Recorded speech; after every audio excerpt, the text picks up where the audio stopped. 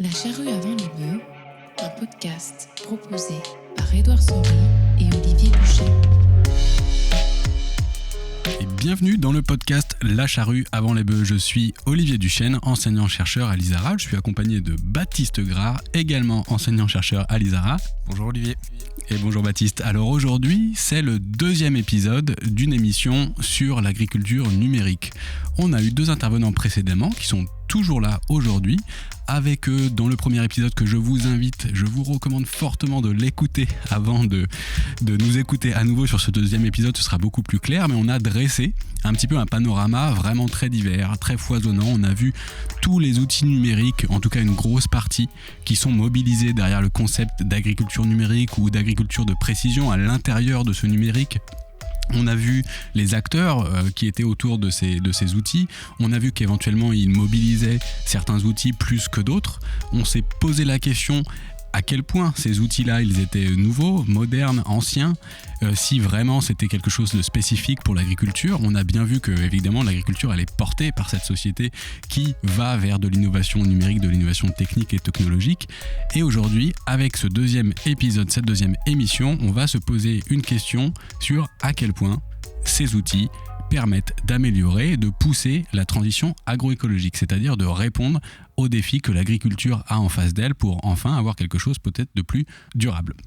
Et pour en discuter, nous avons le plaisir de continuer à échanger avec Xavier Rebout. Tu es directeur de recherche à l'INRAE, spécialiste en agroécologie et chargé de mission pour la direction scientifique de l'INRAE sur la place du numérique et des agroéquipements dans les évolutions de l'agriculture. Bonjour Xavier. Bonjour à tous. Et nous avons également le plaisir de continuer la discussion avec Corentin Leroux. Tu es ingénieur agronome et fondateur de la société Aspexit, spécialisée dans l'accompagnement et l'usage des outils numériques en agriculture. Bonjour Corentin. Bonjour. Alors dans le livre blanc de l'INRAE, qui est intitulé Agriculture et numérique, qui est paru en 2022, les auteurs du rapport mettent en avant les capacités du numérique à répondre à 4 enjeux qui touchent les agriculteurs. Mieux produire, en cohérence avec les principes de l'agroécologie. Mieux produire en assistant l'agriculteur dans la conduite de l'exploitation. Mieux s'inscrire dans l'écosystème de l'agriculture. Et mieux partager, apprendre et comprendre en accompagnant la transition agroécologique. Alors, les outils numériques ont ou peuvent avoir pour ambition de se mettre au service de la transition agroécologique. Et dans cet épisode, nous allons essayer de voir à quel point ces outils participent ou pourraient participer à cette transition. Si on repart d'exemples développés dans l'épisode précédent, et notamment exemples développés autour d'outils sur l'irrigation et l'optimisation potentiellement de l'utilisation de l'irrigation, est-ce que vous pouvez nous expliquer en quoi ces outils peuvent déjà répondre et permettre une mise en application de la transition agroécologique et comment ceux-ci pourraient éventuellement pleinement y répondre ? Oui, je vais commencer, puis Corentin complétera. Alors, les agriculteurs actuellement, lorsqu'ils veulent irriguer une parcelle, que ce soit en grande culture ou en verger d'arboriculture, ils ouvrent une vanne et les asperceurs vont apporter une quantité d'eau, puis quand ils considèrent qu'il en a mis assez, il arrête. Avec le numérique, en fait, il a la possibilité que ce pilotage-là se fasse de manière beaucoup plus précise, avec des électrovannes qui vont être pilotées par une mesure que l'ordinateur va intégrer dans une modélisation qui va elle-même dépendre donc de la présence de capteurs qui sont présents dans les parcelles. Et donc, s'il a plu la veille, il y a suffisamment d'humidité dans les sols. Le capteur va renvoyer l'information à l'ordinateur disant pour moi, il n'y a pas besoin d'arroser, et du coup, on économise cette eau-là. Donc, on voit bien dans cette agriculture de précision, la présence d'une interface de numérique permet d'optimiser et d'économiser la ressource. Donc, c'est une première étape vers avoir une agriculture la plus raisonnée possible. Est-ce que pour autant, on dit qu'elle est agroécologique ? La question se pose parce qu'en fait, elle est dans la continuité de cette agriculture qu'on a déjà et qu'on peut faire de manière manuelle. Est-ce que le plus vaut la différence ? Peut-être pour rentabiliser l'achat de cet équipement-là, mais l'agriculteur, en fait, il continue à irriguer ses parcelles. Donc, tant qu'il y a de l'eau, la question ne se pose pas. Effectivement, ce modèle d'agriculture, il est assez performant. Il a montré qu'il a porté ses preuves. Mais demain, on est dans des systèmes sous le changement climatique où l'eau est devenue rare et c'est une denrée qu'il faut partager à l'échelle des territoires. Rien n'empêche un préfet de décider unilatéralement qu'à un moment ou à un autre, il y a interdiction d'irrigation. Et là, qu'on soit sur un modèle avec numérique ou sans numérique, il est interdit d'irriguer. Et donc, Le défaut potentiel de ce numérique, c'est qu'il s'inscrit dans une agriculture actuelle. C'est pour ça que les agriculteurs peuvent l'acheter. Mais pour autant, il peut retarder d'autant le moment où on essaie de réfléchir. Est-ce qu'on a d'autres modes de conduite ? Est-ce qu'on peut choisir des porte-greffes qui sont mis en place différemment dans les parcelles pour qu'ils soient moins sensibles à l'eau ? Est-ce qu'on peut imaginer des systèmes dans lesquels il n'y a pas besoin d'irriguer pour produire ? Corentin Leroux, d'accord avec ça ? Ouais, alors pour compléter, moi j'aime bien en général effectivement repartir de quelques ordres de grandeur. En France, par exemple, on n'a que 5% de la surface agricole utile qui est irriguée. Et donc du coup, en fait, quand on part de là, en fait, on se dit, ok, donc il y a 95% qui ne l'est pas. Et donc, c'est vrai que souvent, avec les outils numériques, quand on parle de pilotage de l'irrigation, de gestion de l'eau, etc., on est vraiment, du coup, on concentre effectivement notre réflexion sur ces surfaces irriguées-là. Donc, du coup, il y a tout un pan qu'on considère mal. Donc déjà, effectivement, moi je pense que la question se pose.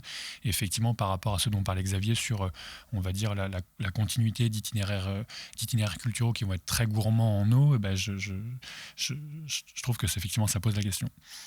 L'intérêt du numérique sur la partie eau, ce qui est quand même intéressant malgré tout, c'est que ça permet quand on disait des outils pour mesurer et objectiver, ça permet de mettre les choses sur la table. En gros, on arrive, on n'est pas sur des toi tu consommes trop d'eau, pas d'eau, etc. Bon, là on arrive en disant sur une concertation par exemple, on met les gens autour de la table, on a des données de télérelève, on a des données de compteurs, etc. Et on dit, voilà, ça, c'est ce qui se passe sur le territoire.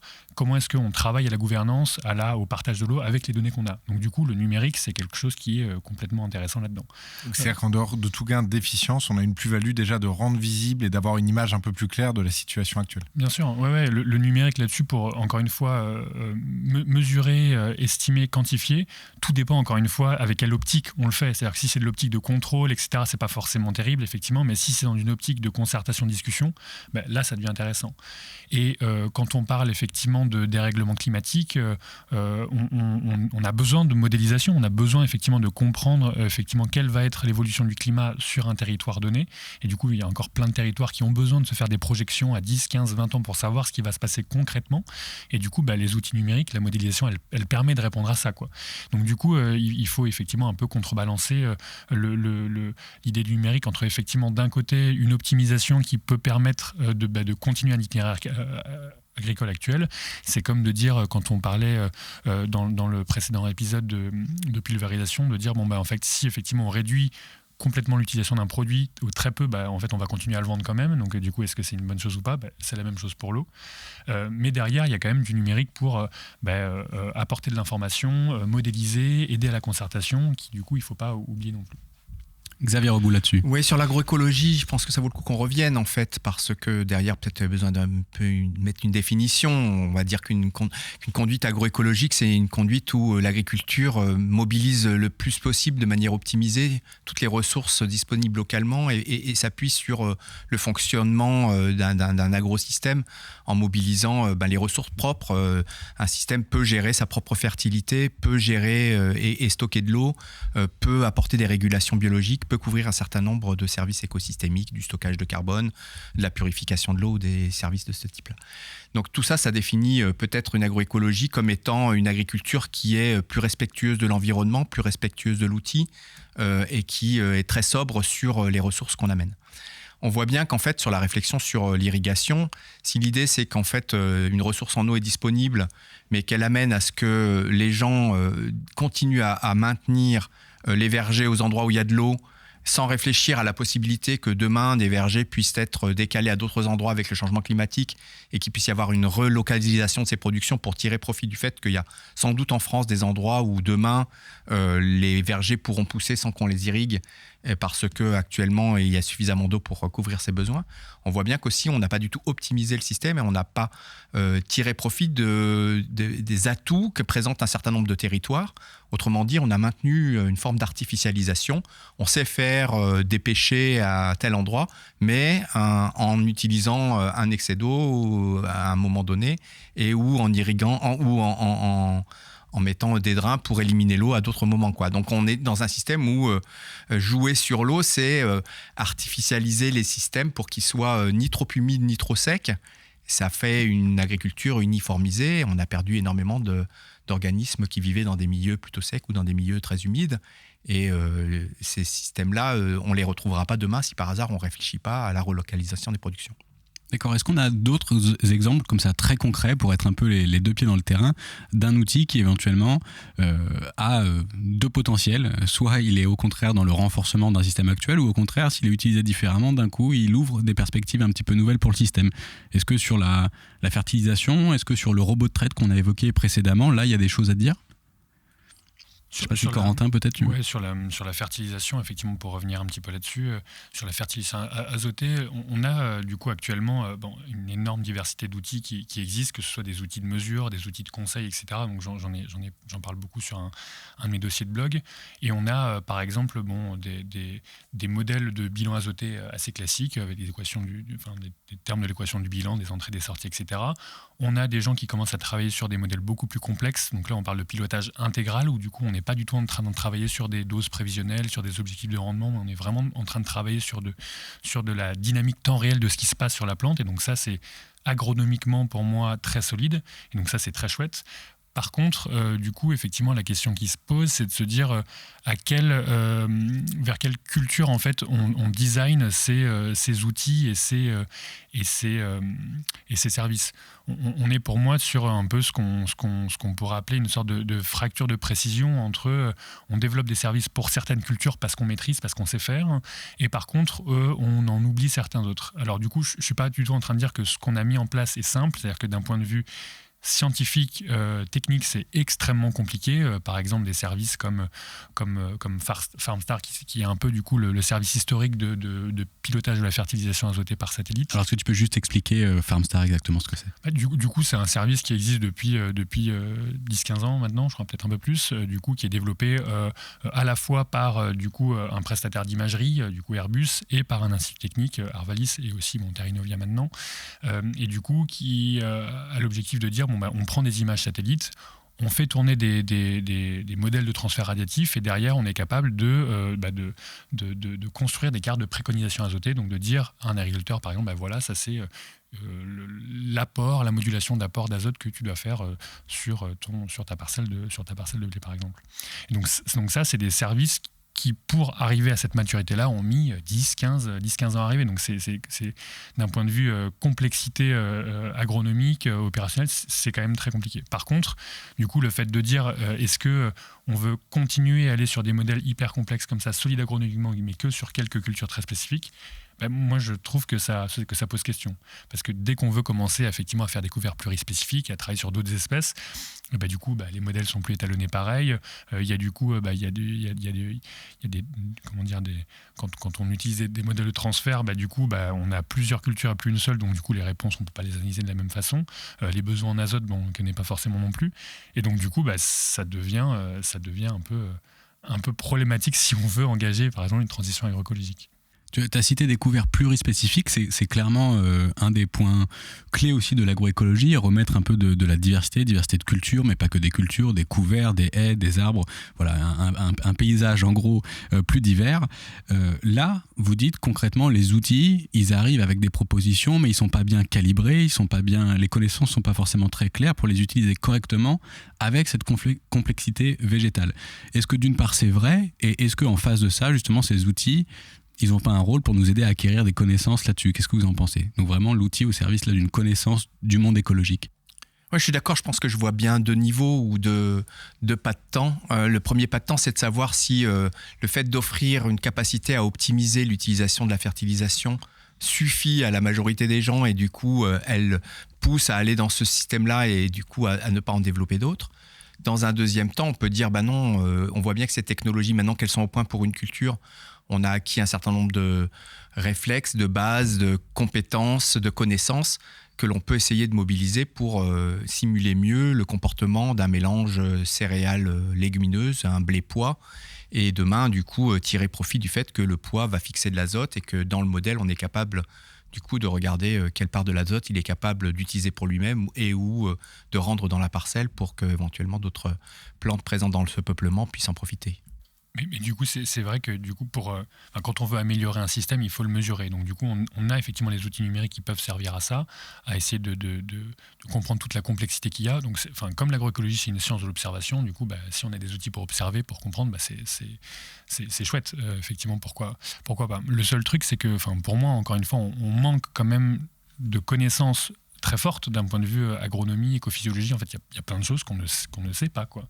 Et donc, du coup, si on le sait pas d'un point de vue scientifique, je vois pas comment est-ce qu'on pourra développer des outils pour mesurer ces choses-là, quoi. Donc, du coup, pour l'instant, c'est vrai qu'on a tendance à utiliser des outils pour des choses qu'on sait faire sur un modèle agronomique relativement simplifié. Encore une fois, ça ne veut pas dire que les outils sont simples, mais du coup, si on veut rajouter de la complexité agronomique, déjà, il faut avoir de la connaissance, avoir de la donnée, parce qu'en fait, la donnée, on l'a pas. En fait, on n'a même pas de données pour étalonner des modèles, pour construire. En fait, ça on l'a pas, ça. Donc, on ne peut pas avancer non plus.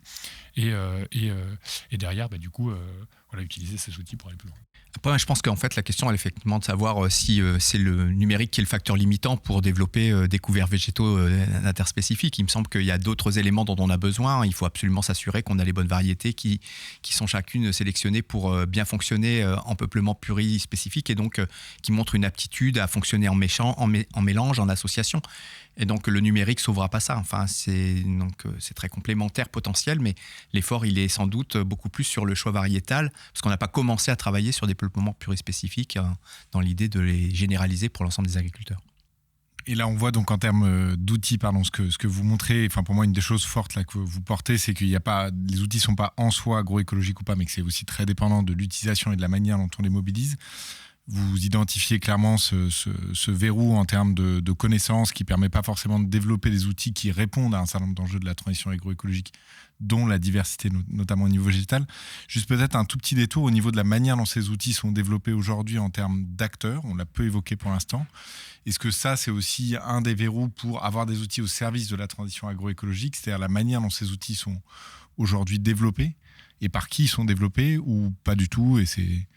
Si on voulait effectivement faire quelque chose de très, très propre, en fait, il faudrait plutôt partir sur du design thinking, sur de la co-construction entre un agriculteur et vraiment une entreprise. Il faudrait vraiment que le besoin effectivement vienne du terrain, ce qui n'est pas forcément le cas pour l'instant. Ce qu'on voit, et encore une fois, c'est un travail que j'ai pas complètement fait, mais moi, ce que j'aimerais, c'est essayer de comprendre sur l'ensemble des acteurs de l'agritech, par exemple, c'est quelle est la proportion d'agronomes qui sont là-dedans, quelle est la proportion de personnes issues du milieu agricole, qui comprennent vraiment du coup les problématiques. Est-ce que c'est des gens qui ont lancé l'entreprise ou est-ce que c'est des gens qu'on a fait venir au fur et à mesure? Est-ce que ces entreprises-là, c'est des gens qui sont issus d'un autre milieu industriel et qui viennent du coup essayer de déployer leur technologie sur le secteur agricole? Est-ce que c'est un autre secteur industriel qui se dit juste, là en ce moment, il y a de l'argent à se faire en agriculture, il y a plein de nouvelles choses qui arrivent, il y a le dérèglement climatique, il faut sauver le monde. Du coup, ils se disent, lancer dans une voie salvatrice, on va venir intervenir. Et puis après, du coup, sur la numérisation classique, on a des grosses entreprises, on a des grosses structures pharmaceutiques aussi qui vont acheter des petites boîtes parce qu'ils se rendent compte que sur le numérique ils font pas le poids, quoi. Du coup, par exemple, Xavier donnait l'exemple d'Invivo dans le précédent épisode. Invivo, par exemple, a racheté une boîte qui s'appelle Smag il y a quelques années pour justement être porteur de cette stratégie numérique pour le groupe, quoi. On a Bayer qui a racheté il y a quelques années, c'était Monsanto qui avait racheté Climate Corp. Bayer a racheté Monsanto pour justement avoir cette partie modélisation climatique, numérisation qu'ils n'avaient pas avant. Donc du coup, on a aussi cet écosystème mouvant et ce jeu d'acteurs qui intervient. Moi, je distinguerais volontiers un numérique effectivement au service de l'agriculteur pour son pilotage au quotidien, je dirais, ou enfin au moins en saison quand il en a besoin, d'un autre numérique qui est celui des acteurs qui sont en amont ou en aval de l'agriculture. Et là, c'est vrai qu'on peut imaginer des modèles où en fait on utilise le numérique pour construire des solutions pour demain de manière un peu différente. Dans le système actuel, si vous voulez tester des variétés, par exemple, vous avez un réseau multisite et puis vous multipliez les essais et puis après vous avez une grande analyse qui va dire en moyenne la variété X, elle s'est bien comportée dans la majorité des sites en ayant retiré les effets de site les effets de pédoclimat. Ça, c'est un des modèles possibles. Il y a un autre modèle possible, c'est que vous distribuez un certain nombre de semences à des agriculteurs et puis vous équipez leurs parcelles pour mesurer la teneur en humidité du sol, le suivi de la disponibilité de la fertilisation et puis le pH ou d'autres mesures qui vous semblent pertinentes. Donc, tous les cofacteurs que vous allez vouloir rentrer dans votre analyse. Et puis, du coup, vous pouvez faire une analyse directe de quelle est la variété qui répond le mieux dans des conditions vraies chez les agriculteurs en ayant mesuré tous les autres éléments qui sont potentiellement confondants. Et on voit donc qu'avec ce numérique-là, on peut avoir une approche qui est un peu différente d'un système qui était beaucoup plus descendant, dans lequel il y a moins centralisé aussi. Exactement. Et donc, ça ouvre la possibilité de faire adopter par les agriculteurs eux-mêmes des nouvelles pistes qui sont potentiellement différentes parce que le numérique a permis de prendre en compte tous les facteurs confondants que sinon on aurait du mal à essayer de maîtriser. Et juste pour compléter effectivement rapidement ce que disait Xavier, là-dessus, il y a, moi de plus en plus ce que je vois, on parle de on-farm experiment, genre l'expérimentation en plein champ, où effectivement on est en train parfois de se dire, si on veut faire de la recherche, on peut faire de l'expérimentation micro-parcelle, effectivement c'est intéressant. Si on veut faire par contre de la recherche opérationnelle et qu'on veut se mettre dans le contexte d'un agriculteur donné, et effectivement faites de l'expérimentation en grande bande, en plein champ, donc dans les conditions de travail opérationnel de l'agriculteur, c'est effectivement intéressant pour se dire, on teste ces outils, ces capteurs-là et on regarde si ça marche. Et donc moi je trouve que c'est une approche qui est effectivement plus inclusive et qui permet de se rendre compte, parfois, faut faire un deuil de ce qu'on va acquérir comme données, de la qualité des données, parce que on ne peut pas se mettre dans une situation complètement contrôlée parce qu'on travaille dans le vrai, quoi. Alors là, vous proposez tous les deux déjà des éléments très intéressants sur, on va dire, des enjeux qui dépassent largement le simple sujet du numérique, c'est-à-dire comment on travaille avec les agriculteurs, comment on fait de la recherche, de l'agronomie avec les agriculteurs, et non pas une science de laboratoire qui ensuite arrive et descend dans les fermes. Avant de creuser ces sujets-là, qui sont évidemment de première importance, est-ce que vous pourriez répondre à cette question qu'on va vouloir très simple et très concrète? Vous avez expliqué qu'on a des outils, je reprends l'exemple de l'irrigation, de la fertilisation, qui soit servent une logique d'optimisation, on fait un peu mieux avec les ressources, mais peuvent aussi éventuellement freiner une discussion plus large de reconception d'un système où on fait sans eau, où on fait sans pesticides, où on fait sans azote minéral, pourquoi pas. Donc ça, c'est un peu deux voies théoriques qu'on discute ensemble aujourd'hui. Est-ce que vous pouvez nous dire concrètement sur le terrain aujourd'hui, la transition numérique, est-ce qu'elle a accéléré, démarré, aidé une transition agroécologique, ou est-ce qu'elle est que dans un chemin et pas dans l'autre? Quelle est votre situation de terrain? Difficile, question difficile. Moi, je pense qu'elle est surtout dans la première, c'est-à-dire qu'on est resté dans le modèle dominant et en fait, on est là où il y a un marché et donc on va vendre aux agriculteurs ce qu'ils savent faire, ce qu'ils savent accepter facilement. Et donc, on a plutôt choisi de renforcer l'idée d'optimisation des ressources avec un modèle économique dans lequel la couche de numérique qu'on rajoute doit être plus que rentabilisée par les économies qu'elle permet en intrants et ou en augmentation de productivité. Et on n'a pas commencé véritablement à travailler sur la deuxième modalité où ce numérique serait celui qui permettrait un pilotage doux, où on travaillerait sur des trajectoires dynamiques en se posant la question de savoir est-ce qu'on a vraiment baissé le risque qu'il y ait une pullulation de pucerons en ayant introduit des haies ou en mettant des plantes pièges ou des bandes enherbées au milieu des parcelles, et qui permettrait du coup de pousser un modèle alternatif. Pour l'instant, je vois surtout des exemples émanant du modèle dominant. C'est vrai que si on part sur la classification tripartite assez classique d'optimisation, substitution, reconception, effectivement, je pense que la très grande majorité des outils sont dans le domaine de l'optimisation parce que y a des enjeux économiques derrière, on optimise, on réduit les charges, etc. Et donc du coup, on poursuit un modèle actuel.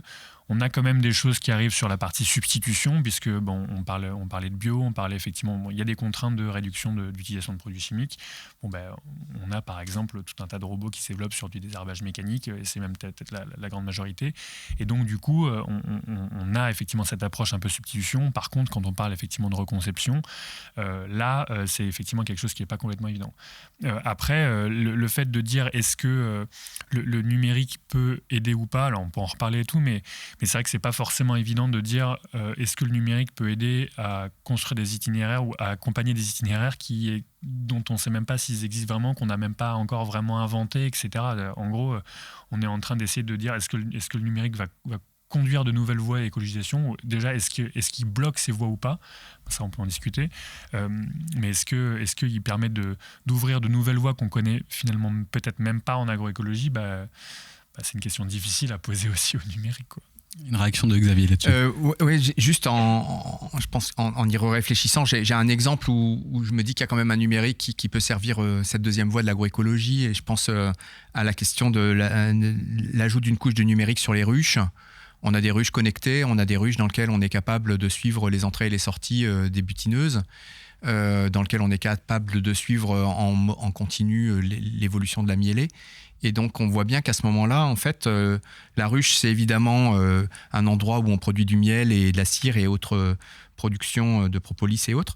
Mais ça devient aussi un endroit où, en fait, on a en permanence 30 000 butineuses qui donnent une exploration du paysage qui les entoure. Et si une forte proportion de ces butineuses ne reviennent pas à la ruche, c'est qu'il y a un problème.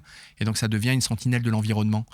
Et donc, on voit bien qu'en fait, en équipant les ruches, en fait, on a changé l'objet même de ruche. Au départ, c'est un endroit pour produire du miel et demain, c'est potentiellement un endroit pour avoir une évaluation de la disponibilité de ressources polliniques pour cette espèce-là.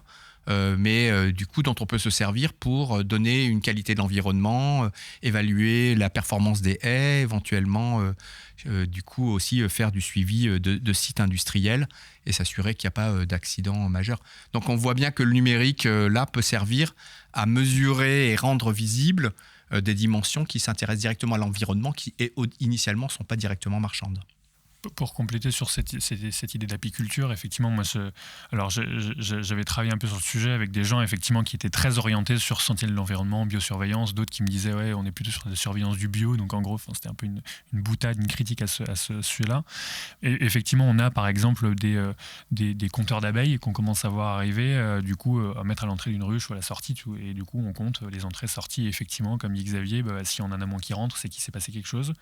Après, toute la difficulté, ça va être de se dire comment est-ce que je suis vraiment capable d'interpréter cette diminution-là, parce que c'est tellement multifactoriel. Ça peut être effectivement des pratiques agricoles pas forcément terribles à côté. Ça peut être du coup, de manière générale, je sais pas, une météo du moment un peu étrange ou surprenante du coup pour les abeilles, mais du coup c'est quand même compliqué de travailler sur des éléments multifactoriels là-dedans, en tout cas d'essayer j'entends cette proposition de biosurveillance et je la trouve assez alléchante, mais du coup sur la réalité, sur notre capacité à vraiment travailler là-dessus, pour moi c'est un peu plus compliqué. Xavier? Ouais, j'ai un autre exemple en tête où en fait ça marche pas du tout. C'était ce que moi j'appelle le numérique de la prophylaxie. En fait, on sait faire actuellement des robots qui savent ramasser les fruits, sauf qu'ils les ramassent de manière très lente, donc ils peuvent pas se substituer à quelqu'un qui vient ramasser les pommes dans un verger. Et on sait repérer avec de l'analyse d'image un fruit qui est abîmé, qui présente des taches de moniliose ou des atteintes avec des maladies. Et donc, on est outillé au temps zéro là pour avoir un robot qui irait entretenir l'état sanitaire d'un verger en enlevant les fruits qui sont abîmés ou porteurs de maladies pour éviter de maintenir un inoculum primaire qui demain se multiplie et amène à ce que les agriculteurs soient obligés d'intervenir. Donc, on voit bien qu'il y aura un intérêt à ce qu'il y ait un robot qui fasse ce travail d'entretien de l'état sanitaire du verger. Simplement, actuellement, il va permettre de reculer peut-être de 2, 3 et ça nécessite qu'on mesure traitement, le moment où on fait le premier traitement fongicide sur un verger. Pour la société, ça serait bénéfique. Évidemment, on aurait économisé tous ces phytos-là. Pour l'agriculteur, chaque traitement fongicide, ça va lui coûter peut-être entre 15 et 20 euros. Et donc, il n'y a pas possibilité d'amortir le prix du robot. Donc, actuellement, on a une difficulté. On voit bien qu'on aurait un outil qui serait potentiellement présent et utile pour améliorer l'état sanitaire. Et en fait, le modèle économique derrière ne permet pas pour l'instant de le commercialiser parce que l'agriculteur, s'il doit le prendre à sa charge, n'arrivera pas à le rentabiliser sur un pas de temps cohérent avec ce qu'il peut en attendre. Là, au travers de ces deux exemples, donc à la fois en arboriculture et également au niveau apicole sur les ruches, vous venez d'évoquer deux verrous assez clairs. Je trouve un sur la connaissance et cette difficulté à intégrer la complexité des systèmes en place. Vous avez également évoqué un verrou qui est un verrou économique, du coup pour l'accessibilité à ces outils. Autre verrou qui a déjà été mentionné, c'est également celui de peut-être figer certains agriculteurs dans des systèmes existants et qui ne sont pas des systèmes qui sont des systèmes agroécologiques, ou en tout cas qui tendent à le devenir, pour aller vers d'autres verrous, freins ou risques, peu importe à la limite comment est-ce qu'on les appelle. Un des sujets clairs aujourd'hui qu'on aborde beaucoup dans nos sociétés, qu'on commence à aborder en tout cas, c'est celui de l'empreinte environnementale et du coût qui peut y être associé, parce que c'est une vraie question qu'on peut poser au numérique. On a abordé tout à l'heure cette question de gain et quelle part du gain on pourrait avoir en utilisant des outils numériques versus un gain qu'on pourrait avoir via d'autres pratiques ou autre chose. Et donc sur cette question de l'empreinte environnementale, est-ce qu'on a déjà un recul un petit peu sur l'existant et sur le coût que ça peut représenter ? Ou est-ce que c'est un sujet qui est encore effleuré, comme ça peut l'être d'ailleurs dans d'autres domaines de nos sociétés ? Tout dépend de là où on regarde. Si on regarde par exemple l'empreinte carbone du numérique de manière générale, on voit que c'est à peu près 5-6% des émissions de gaz à effet de serre mondiales, quoi. Donc c'est effectivement quelque chose qui est important. C'est quelque chose qui représente peut-être 10% de l'électricité mondiale. Donc du coup, écoute, moi j'aurais tendance à dire que oui. Sur la partie numérique agricole, effectivement, il y a relativement peu de choses qui existent. Les analyses du cycle de vie, elles sont quasiment inexistantes. Il y en a qui commencent à travailler dessus, mais on se rend compte que c'est quand même très compliqué, parce que du coup, quand tu veux construire une analyse de cycle de vie, il faut que tu te bases sur une référence, il faut que tu compares des choses. Et donc du coup, quelle référence tu te compares quand tu veux, par exemple, imaginer l'analyse de cycle de vie d'un service de fertilisation azotée ? À quoi tu te compares, quoi ? La référence, elle est compliquée à trouver quand tu réfléchis un peu à la question. Après, de manière générale, je pense qu'effectivement, on a relativement très peu de recul dessus. Et moi, ce qui m'inquiète plus, c'est de se dire, en fait, on a de l'agroéquipement, on a des robots qui arrivent, on a plein de technologies en tous sens. On a ChatGPT, on a les outils low-code, no-code, on a des caméras. Low-code, no-code, juste pardon.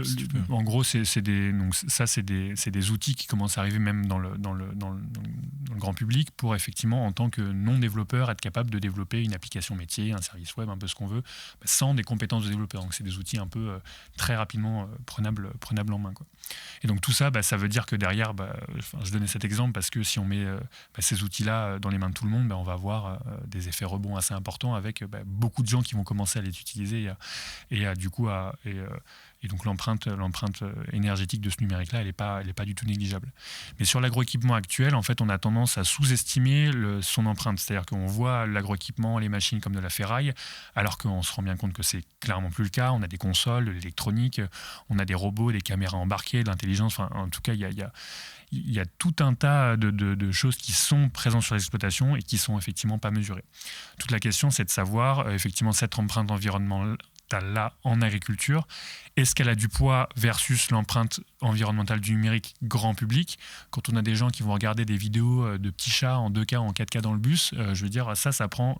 C'est énorme l'impact. Donc du coup, je veux dire, il faut aussi remettre les choses dans leur contexte, quoi. Si effectivement l'empreinte absolue est forte, mais en relative, elle est très faible par rapport à ce qui se passe dans le grand public, je trouve que ça pose relativement question. Donc on en revient aussi à une question de société sur la place du numérique plus généralement dans nos sociétés actuelles.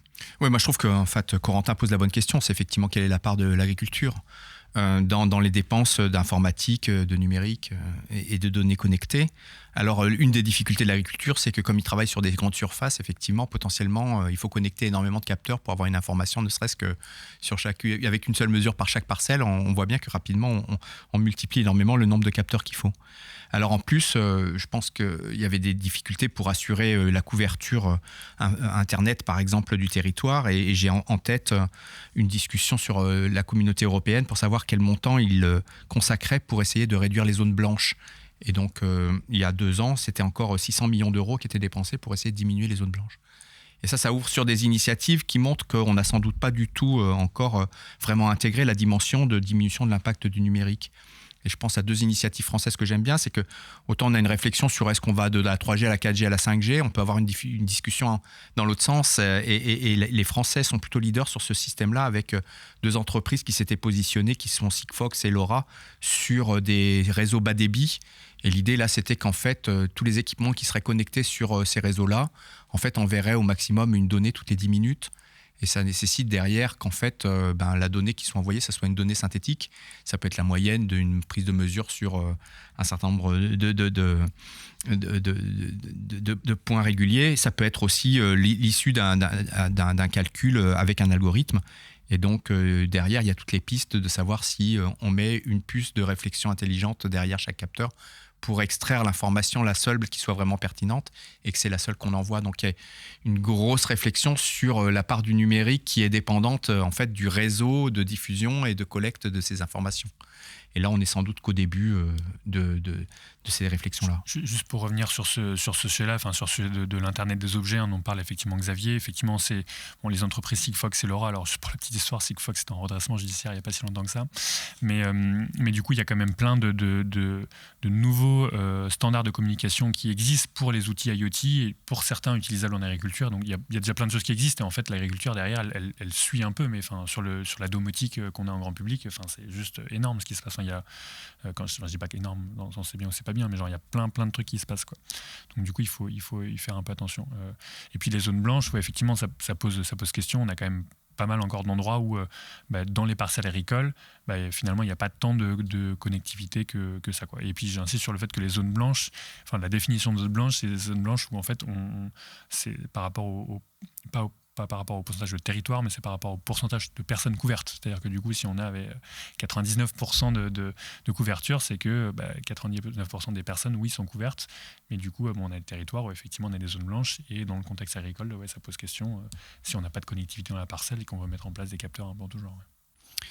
Et donc, par rapport à tout ça, moi j'ai l'impression qu'il y a aussi le fait quelque chose que tu as évoqué tout à l'heure, Corentin, sur est-ce que l'agriculteur il est dans une démarche, ou toi aussi Xavier, co-construite, participative, est-ce qu'on l'a écouté sur finalement les questions et les problèmes qu'il avait dans son terrain, dans sa ferme ou dans ses parcelles. Est-ce que par rapport à tout ça, on peut aussi évoquer des choses sur la question qui n'est pas simplement de sa participation au processus, mais aussi de sa capacité à prendre en main l'outil et à en faire ce qu'il veut. J'explique. Il me semble que dans les outils, il y a cette idée qu'on rabâche un petit peu tout le temps, voilà, c'est neutre, en fait ça dépend de ce qu'on en fait, donc c'est ni bien ni pas bien, etc. Pourtant, dans la conception même de l'outil, il y a la capacité après à s'en ressaisir, à le modifier, à ce qu'il soit souple, adaptable à une situation à une autre, à mon problème qui change au quotidien, à ce que j'ai envie d'en faire ou pas, est-ce que je peux mettre les mains dedans, est-ce que je peux ouvrir le capot et réparer quelque chose, pour être un peu imagé. Est-ce qu'aujourd'hui, cette petite révolution technique ou technologique, elle n'apporte pas aussi une complexification qui fait que finalement l'agriculteur est toujours un utilisateur de cette technologie, mais il a beaucoup de mal à s'en saisir ou à en devenir un peu le propriétaire, y compris conceptuel. Est-ce que ces choses-là sont des réflexions poussées aujourd'hui dans ce numérique ? Donc là, effectivement, sur la question de verrouillage, on en parle sur la partie numérique en disant, effectivement, à partir du moment où tu vas commencer à utiliser ces outils numériques, quand tu vas commencer à recevoir des décisions, des propositions de décision de cet outil, si tu commences à devenir complètement dépendant de ces décisions-là, effectivement, ça peut poser problème.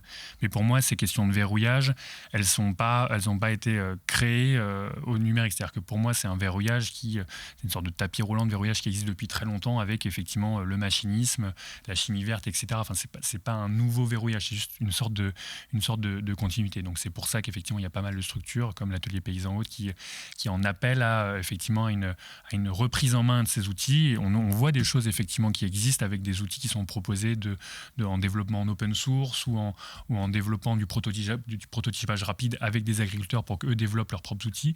Et effectivement, on est sur des sujets là. On a par exemple le réseau Centipede, là, un réseau de géopositionnement. Du coup, vous avez des tutoriels, des appuis pour développer effectivement votre outil vous-même, quoi. Donc ça, je trouve que effectivement, ça va dans le bon sens. Malgré tout, il y a juste une petite, pas inquiétude, mais une petite remise en question de ces choses-là. À partir du moment où on se dit effectivement tout le monde veut reprendre en main ces outils, alors moi je trouve ça super, je suis assez branché open source et compagnie, mais c'est plus de se dire, il y a déjà plein d'agriculteurs qui effectivement ne seront peut-être pas assez geeks pour aller dans cette direction-là.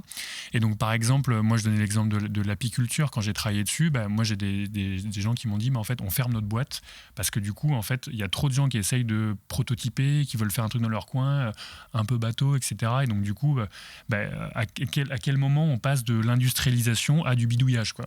Et donc la partie effectivement prototypage rapide, c'est super, mais quand on veut commencer à industrialiser la chose, le développer, etc., il faut accepter aussi que on ait envie de payer un petit peu plus cher.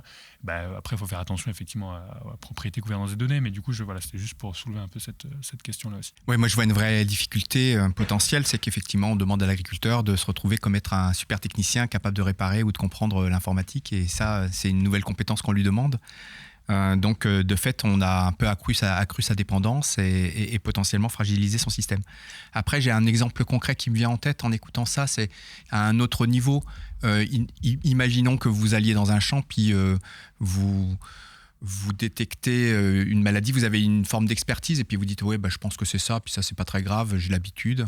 Et puis vous regardez sur votre téléphone, et votre téléphone derrière il dit autre chose. Et autre chose basée sur une base de données où derrière il y a potentiellement 1000, 10 000 observations. Comment est-ce que vous décidez finalement de la décision que vous faites ? Vous faites confiance à vous-même contre 10 000 ? Et donc ça pose une réelle question autour de la proximité, le choix de l'expertise, le maintien de l'expertise. Et ça, c'est des questions qu'on évoque pas trop souvent. Alors après, dans la question de la co-construction avec les agriculteurs des solutions numériques les concernant, évidemment, je pense que c'est vraiment important si on veut qu'ils utilisent des outils qu'ils aient été designés par rapport à un besoin qu'ils ont. En revanche, je redoute un peu le fait qu'ils puissent se concentrer sur des choses dont ils ont besoin actuellement, et donc que ça soit ça qui emporte finalement leur demande, quoi. Si on leur dit « est-ce que vous avez besoin de robots ?» ils vont dire « oui, parce qu'on a des problèmes de main-d'œuvre ». Mais si demain, ils ont des robots qui récoltent les fruits, par exemple, qu'est-ce qui va empêcher un arboriculteur de cultiver 50 hectares supplémentaires parce qu'il a potentiellement des robots pour récolter? Et donc, du coup, c'est juste ça pousse au gigantisme. Est-ce que derrière, il a changé son métier? Est-ce qu'il vit mieux, ou est-ce qu'il n'a pas juste une responsabilité supplémentaire qui s'étend sur un territoire encore plus grand? Donc, est-ce qu'il a finalement creusé sa propre tombe en ayant la possibilité de passer à la robotique, qui est une fausse solution de court terme, mais qui induit autant de défauts que potentiellement elle apporte de pistes d'amélioration? Et donc, quand on veut réfléchir à le numérique pour l'agroécologie, qui est quand même la question qu'on avait dans cet épisode 2, en fait, ce qu'on voit bien, c'est que pour que la dimension agroécologique existe, il faut qu'elle soit capable de changer les règles d'évaluation des performances. Et les performances environnementales ou les performances sociales deviennent des facteurs majeurs d'une agriculture durable. Et ça, tant que l'agriculteur ne peut pas les monétariser, il y a peu de chances qu'il nous propose ces solutions-là. Donc si on va voir un agriculteur et on lui dit quel numérique tu as besoin sur ton exploitation, il ne va pas spontanément nous dire qu'il veut quelque chose qui soit capable de lui mesurer la biodiversité, parce qu'il espère que peut-être dans 5 ans, il y aura un éco-régime de la politique agricole commune qui lui permettra de récupérer 88 € par hectare et par an, si par hasard il est capable de montrer qu'il a plusieurs sortes d'insectes qui sont présents sur sa parcelle. Il ne va pas nous dire ça. Donc du coup, il risque de nous proposer quelque chose qui va simplement dans le sens de renforcer le modèle dominant. Quand tu as une réaction. Juste pour revenir là, sur ce que disait un peu Xavier, tu parlais aussi tout à l'heure de technologie effectivement neutre ou pas. C'est vrai que c'est assez amusant quand on entend les gens parler.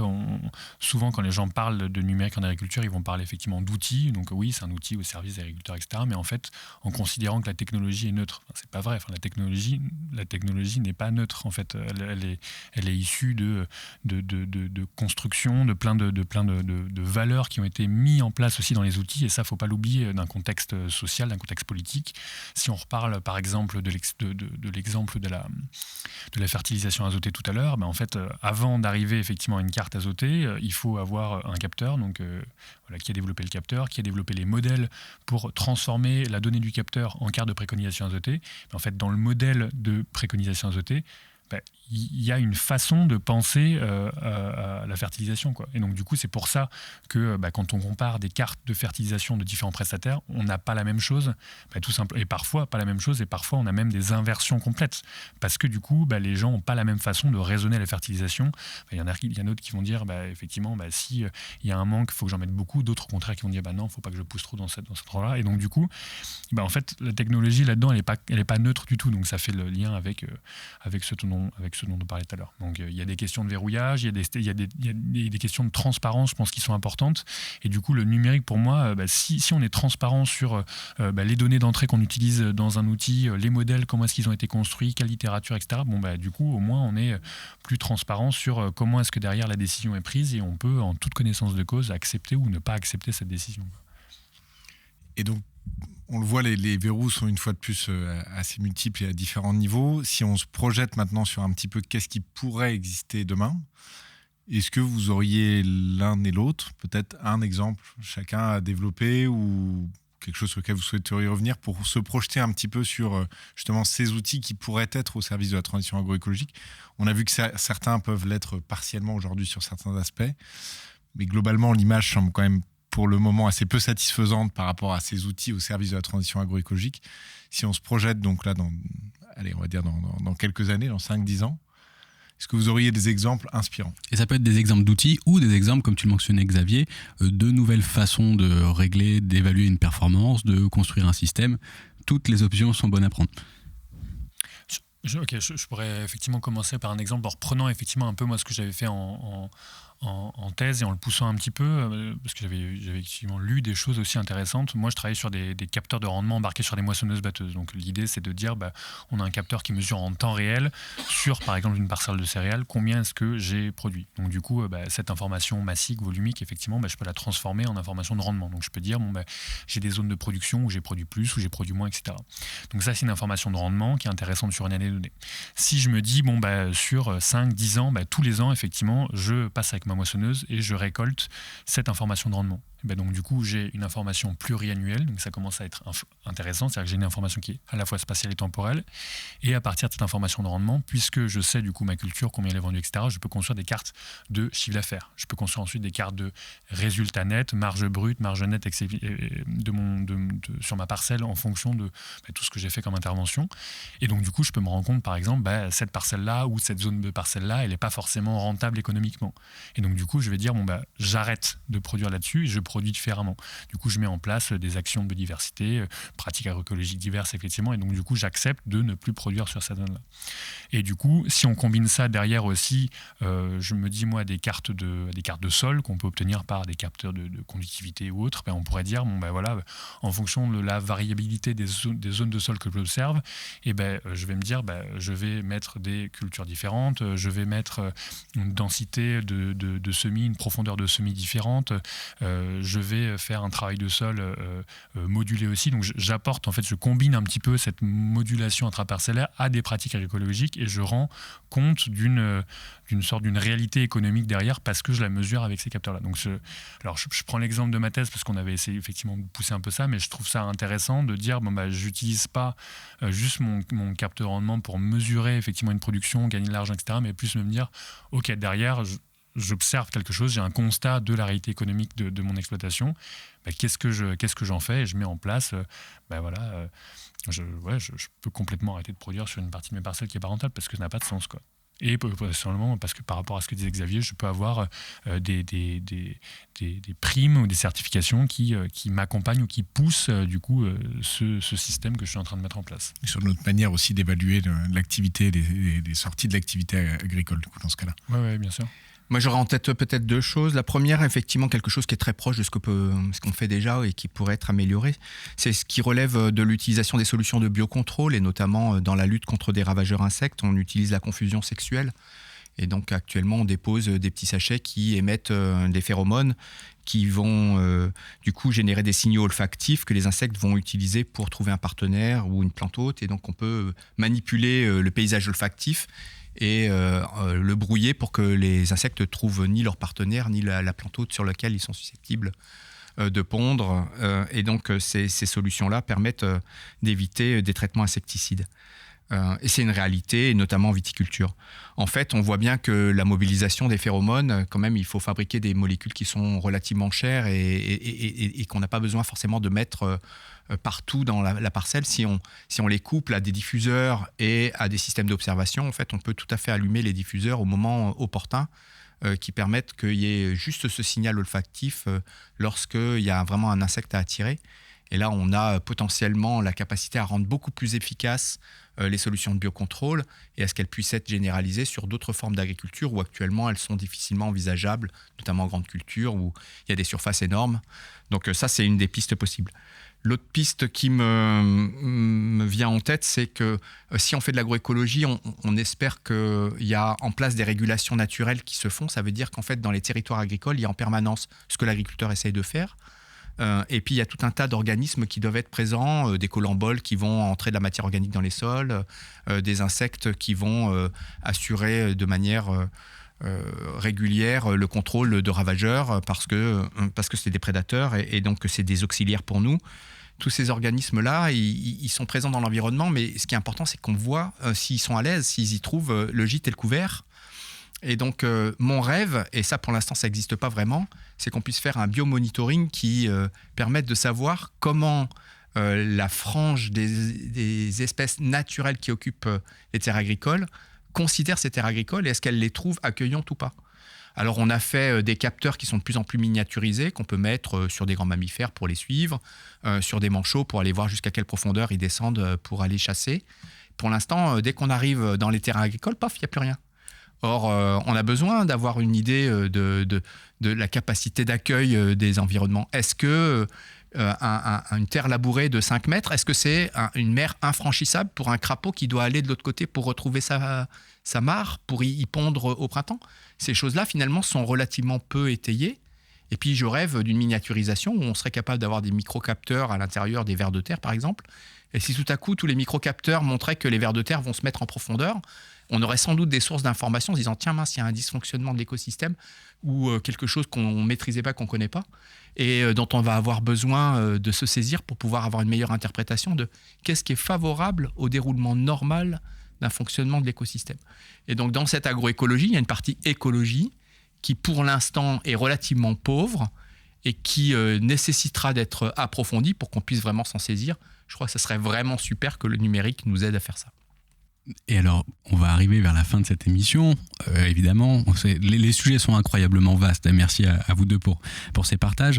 Peut-être une toute petite question par rapport à ce que vient de dire Xavier. Vous êtes tenu d'y répondre brièvement. C'est toujours un exercice compliqué. Est-ce que cette soif de connaissance dont tu parles, Xavier, avoir des outils qui nous permettent d'aller plus loin dans des compréhensions extrêmement fines, finalement, des écosystèmes, est-ce que cette soif de connaissance est un prérequis indispensable pour aller vers cette transition agroécologique, ou est-ce que c'est du bonus et finalement, aujourd'hui, l'enjeu avec le numérique, c'est déjà de réussir avec ce que l'on sait déjà, où on a déjà des leviers incroyables d'action qu'on a bien du mal à mobiliser. Est-ce que tous les deux, vous pourriez peut-être nous amener vers votre mot de la fin sur finalement votre perception là, d'une action concrète, d'une vision du numérique au service de l'agriculture pour faire bouger les choses d'une agriculture qui est en demande, là, qui a du mal à bouger. Sur un exemple, effectivement, il y a plein de choses à faire avant le numérique, c'est un peu ça que tu dis. Moi, je suis d'accord avec toi. L'exemple que j'avais déjà un peu travaillé aussi, c'était l'exemple d'Ecofito qui avait été aussi soulevé par Xavier, c'est de dire effectivement, si on se dit, on met en place des capteurs embarqués par exemple sur un pulvérisateur avec capable de modéliser en 3D l'état du vignoble et donc du coup d'exactement savoir ce qu'il faut pulvériser, pas pulvériser, etc. Si on se dit qu'on compare ce modèle-là au modèle actuel, oui, alors le numérique peut permettre d'économiser effectivement énormément de produits. Est-ce qu'on est sûr de l'agroécologie ou pas, ça se rediscute, mais du coup, moi, la question que je pose, c'est de dire, en fait, avant d'arriver à ça, en fait, il y a énormément de choses à faire. On se rend compte que, mais on a donné l'exemple de l'irrigation aussi, c'est exactement pareil. Il y a plein de choses qui sont mal réglées. Il y a des pulvérisateurs mal réglés, des bus bouchés, des bouillies mal préparées, des manomètres pétés, des vitesses d'avancement qui sont du tracteur qui vont pas. Et donc, du coup, en fait, avant de se dire le numérique c'est génial et tout ça, en fait, on a déjà plein de choses à faire. Et donc il y a l'idée de dire, est-ce qu'on n'est pas en train d'outiller avec ces outils-là que des agriculteurs effectivement déjà très high-tech? Est-ce qu'il ne faut pas du coup consolider en fait plein de choses? Et en fait on sait où il faut aller, on sait sur effectivement la sobriété, il y a plein de réponses qu'on a déjà. Et donc du coup le numérique forcément c'est assez fantasmé parce que c'est intellectuellement intéressant effectivement de se poser des questions-là pour des ingénieurs, de se dire comment est-ce que je modélise un vignoble. C'est intéressant, mais quand tu prends un peu de recul, tu te dis en fait j'ai énormément de choses à faire avant et ça reste sur de la formation, de l'accompagnement, du conseil assez basique. Xavier, ton sentiment final? Alors j'espère qu'on n'attend pas le numérique pour bouger. Enfin, j'ai en tête les photos satellites qui ont été faites par les sentinelles et ils sont à disposition sur Internet et tout le monde peut reconstituer 60 ans d'évolution d'un paysage. Et on n'a pas besoin d'être très intelligent pour voir qu'on a fait disparaître les haies, qu'on a redimensionné un certain nombre de parcelles, qu'on a homogénéisé, et tout ça, ça va à l'encontre d'une d'une utilisation plus rationnelle et plus douce et sans doute plus sobre et plus efficiente des capacités des territoires et des paysages. Donc on a une marge de manœuvre que je considère comme considérable. En revanche, si on doit bouger, je pense que c'est super important de pouvoir donner une dimension à toutes les dimensions non marchandes de l'agriculture actuelle. Actuellement, un agriculteur, il vit en vendant un produit à une coopérative qui le transforme et le commercialise. Un agriculteur qui pollue n'a pas une comptabilité différente d'un agriculteur qui ne pollue pas. Et le consommateur est souvent démuni pour savoir s'il a été en faveur de la biodiversité sur un territoire en achetant le produit X plutôt que le produit Y. Donc je crois qu'on a besoin d'avoir une forme de traçabilité, et ça c'est sans doute urgent, pour rendre le consommateur un consomme-acteur du changement de l'agriculture. Et celle-là, elle devrait être un fort support pour faire bouger le système. Bien, Corentin, Xavier Rebout, merci à tous les deux. C'était vraiment un plaisir de vous recevoir. On espère vraiment que ceux qui nous écoutent auront bien saisi la dimension du sujet, à quel point on est face à un système complexe, multifactoriel, mais pour lequel il y a vraiment des éléments de réponse que vous apportez, en tout cas de compréhension de ce sujet-là. Et on vous remercie beaucoup pour ça. N'hésitez pas à aller voir les publications, le blog de Corentin Leroux, tout ce que fait Xavier Rebout à l'INRA. Merci à tous, à bientôt, bonne journée.